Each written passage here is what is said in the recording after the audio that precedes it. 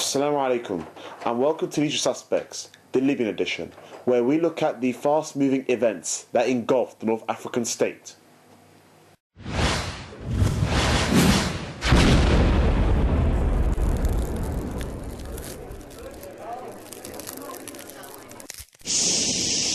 The Usual Suspects. In the previous episode of The Usual Suspects, you may remember we mentioned Libya and Gaddafi's murderous butchery of his own people. In this episode, we tried to create a timeline of events occurring early on in the conflict up until now. And we begin with the symbolic images displayed on the front cover of the Times. A mosque lies in ruins amid the twisted wreckage of war. Gaddafi has retaken this town. Again, a clear mark that Gaddafi and men have left on this town, which is only 30 miles away from Tripoli, again showing how close the rebels are to the centre of his power. And again, the fact that he's actually destroyed a mosque shows how low he's gone and how far he'll go to cling on to power. In The Independent, a very clear and concise quote: "Why won't the world help us?" Again, summarising that lack of empathy and solidarity that the opposition in Libya are facing. And again, what they are facing is, let's face it, a trained, professional, full-time, heavily equipped Libyan National Army. Whereas these people are ordinary people who are trying to fight oppression and tyranny. And again, they plead for intervention as Gaddafi's forces step up their counter-attack. And The Independent gives a very interesting list of options that the West can actually take. But what can it really do now? And can anything really hurt Gaddafi? And again, the list is very extensive. And it begins with the not so effective, referring Gaddafi to the ICC, the International Criminal Courts, which is set up in The Hague in the Netherlands. But again, there's problems. Although the UN have actually authorised the ICC to consider any war crime from the 15th of January to be something that can be taken to the ICC, it lacks this international credibility, mainly because the United States of America has not even signed up to it.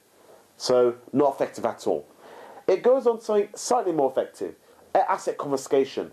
Again, the assets of the Libyan family are counted in the billions. An example of this is this really expensive £10 million home in Hampstead in London, which is owned by the son of Gaddafi, Saif al-Islam, not very sharp of course. But again, this provision is only an incentive to those close to Gaddafi to abandon him, not Gaddafi himself.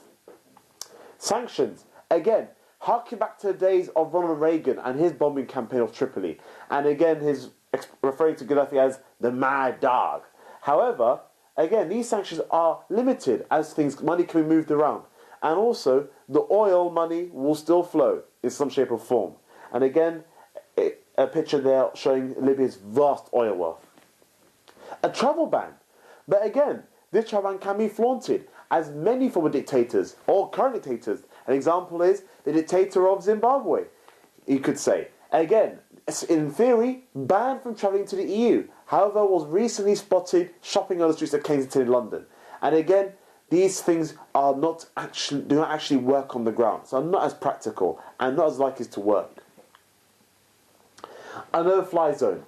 Again, one of the more serious options are being considered and probably highly likely. However, a lot of problems can occur for this, which we'll come to later on.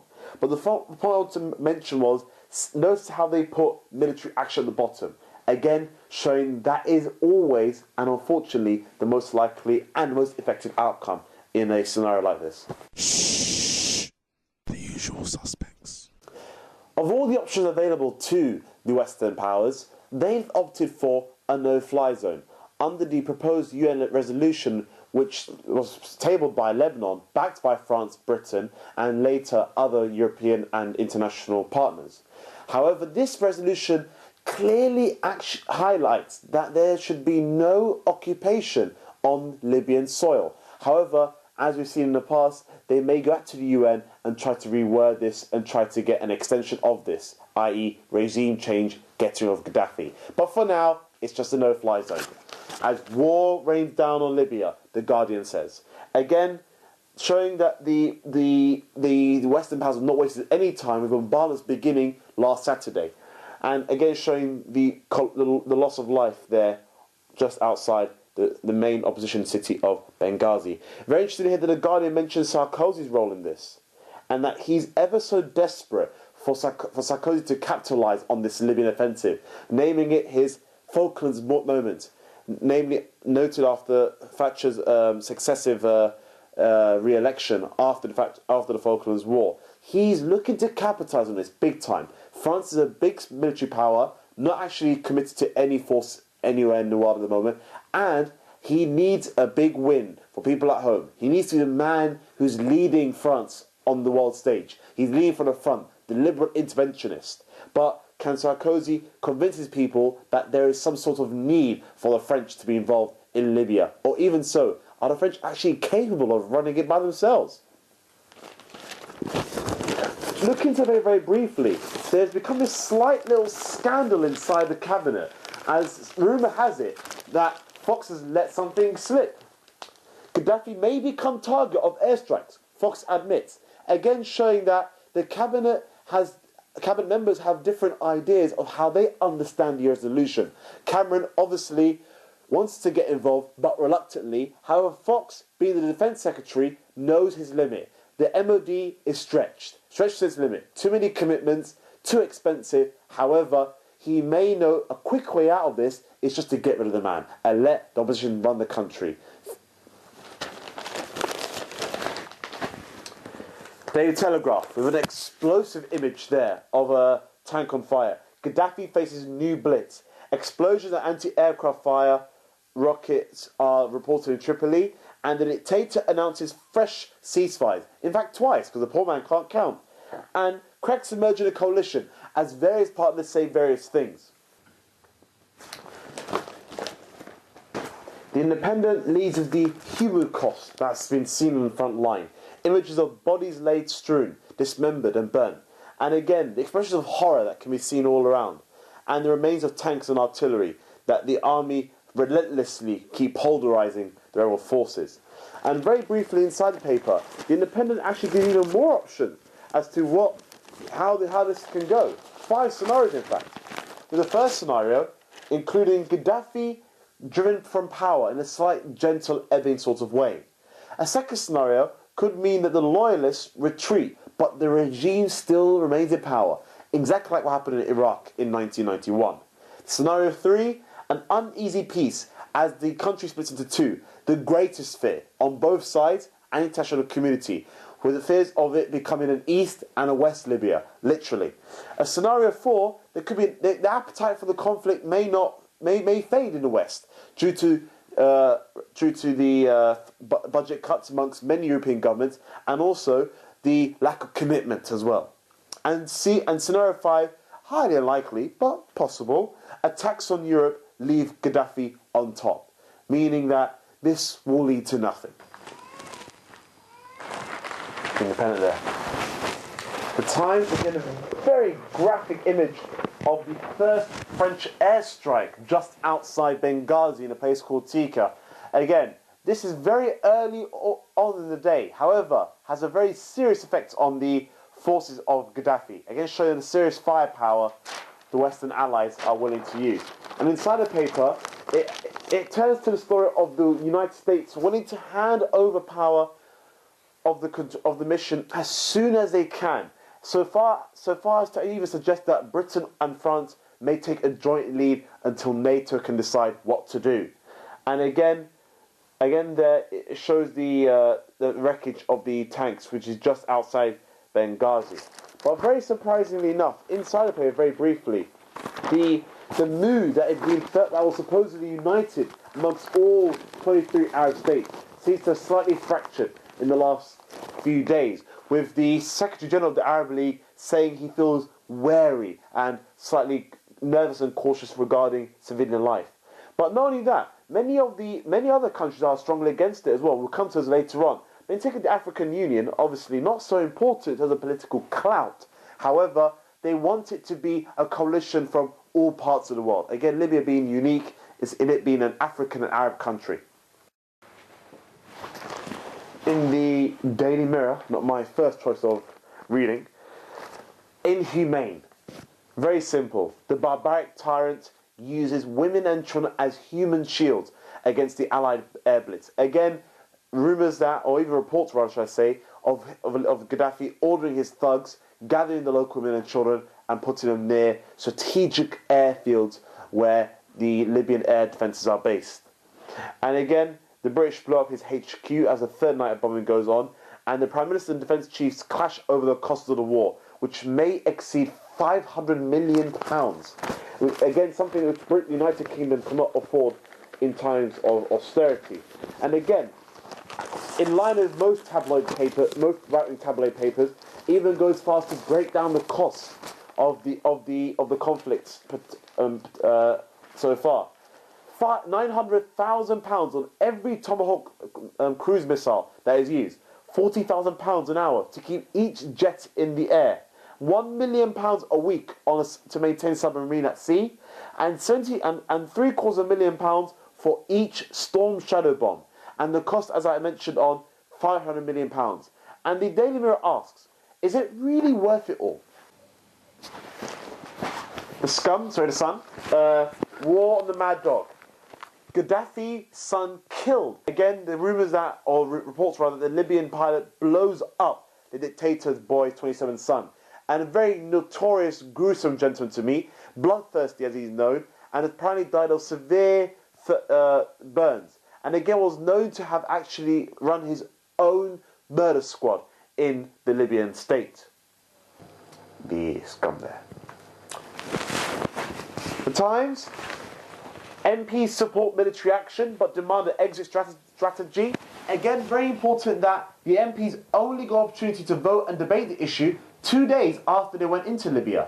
And it's very interesting to find that although the vast majority of them supported continued military action, a vast array of senior MPs had raised serious concerns, including the former Defence Secretary, Bob Ainsworth, who says that although they were very reluctant, it was a mission to creep into Libya without any clear plan. And again, very briefly, Sir Malcolm Rifkin, the very senior Tory backbencher, former Foreign Secretary, again, although he called the government to intervene, he actually has concerns of the way that it's been done. And how will the UK get in, get out, but have their cake? I need it. Bear in mind that MPs only debated and voted on intervention 2 days after they went in. The government seemed to be at loggerheads as to what is actually going to happen. And as you can see in The Guardian here, is Gaddafi a target? Questioning. Cameron and the military split over war aims. Again, very highly unusual for the army to openly speak out, and also in contrary to the government line. And again here, very famous quote here from Sir David Richards, absolutely not. That is not the aim. However, that could all change. Financial Times. Rift over command of Libya's airstrike. Again, the US and UK angered at action by France. Again, seem to be a bit nerved by France muscling in on its reputation to be a warmongering nation. But nonetheless, France is trying to get into the limelight here. And tensions do hinder as NATO tries to move and battle for control. Telegraph here. Target Gaddafi. War of words over next phase. Again, some fighting talk here coming out from the Western allies. That's what's been called for. And again, as we mentioned here, there are still at loggerheads Cameron and his forces chiefs. And also there's a new air attack on the dictator's Tripoli bunker. And also, very interestingly, the right-wing press have picked up on this because, again, always very financially conservative. However, it's the first time the RAF Typhoon has actually seen action. Again, leading to speculation that this war may be just to be used as a precursor to see how does the military square up to its new role in the world after serious spending cuts in its budget. And finally, The Independent. Again, the disunited nation. A play of words on the UN. And again, 5 varied opinions across the board there. People who are not actually involved in the military intervention. We start here with Russia. Vladimir Putin, the Prime Minister, compares the airstrike on Libya to the Crusades. Very graphic language for the Russian premier. Turkey, President Erdogan warns that the operation must not turn into occupation. And very important, Turkey, the major Muslim nation, the only major Muslim nation in NATO, is actually blocking NATO intervention whatsoever. It could either be sidelined or may not take part, or may have a say but not actually take part in a no-fly zone. China, state media condemns armed action against sovereign country. Very interesting because China is just like Libya, but rich, and Russia, same thing as well. Controversial in their approach to dealing with Chechen rebels. And the Arab League, again, although supposedly united in their stance, they do call for more protection of civilians and a limited bombardment. And again, Germany, very interestingly, very reserved in not getting very gun-ho, but then again, that's what Germans are. And they say here that he can see the risk of operation. Not very clear language indeed. That's all we've got time for on this edition of The Usual Suspects, focusing on the Libyan crisis with myself, Ibrahim Ali, and producer Townsend. Hope to be back soon, the next few days, looking on issues of Yemen, Egypt, Muslims and the US, poppy burning, and Usama Hasan. Until then, Assalamu alaikum wa rahmatullahi wa barakatuh.